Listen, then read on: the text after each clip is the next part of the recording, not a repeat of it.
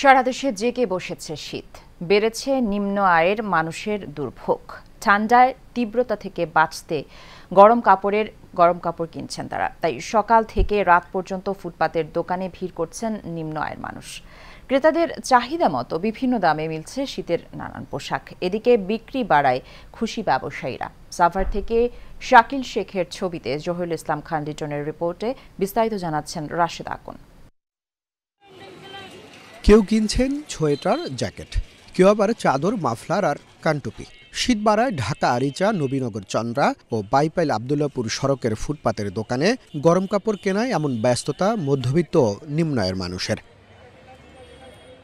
মৌসুমি ব্যবসায়ীরা রং বেরঙের গরম কাপড়ের পসরা সাজিয়েছেন এই ফুটপাতে, যেখানে ভিড় করছেন নিম্নবিত্ত ও পোশাক শ্রমিকরা। দরদাম করে কিনছেন পছন্দের গরম কাপড়। জিনিসও সস্তা, জিনিসও ভালো, নিলাম, অনেক ভালো লাগলো।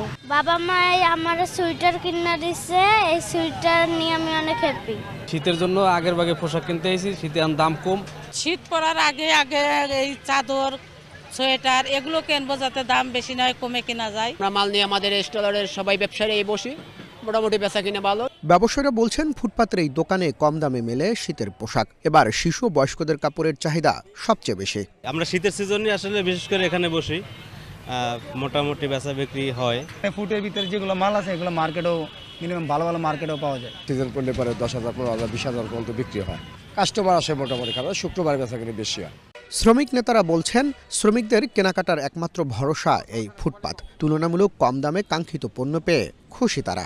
শ্রমিকরা, মেহনতি মানুষরা যারা আছে সাধারণ মানুষরা নির্ভরশীল, এবং ফুটপাতে যে সামনে শীতকালীন যে পোশাকগুলো আছে, বিশেষ করে শীতের সময় পোশাকগুলো তারা তাদের বাচ্চাদের পুরো পরিবারের ইয়েগুলো তারা সড়কের পাশে যে ফুটপাত সেখান থেকে কিনতে স্বাচ্ছন্দ্য বোধ করে। এই কারণে সেখানে অনেকটা সুলভ মূল্যে পাওয়া যায়।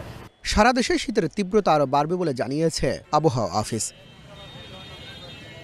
Rashed Akon, Asian television.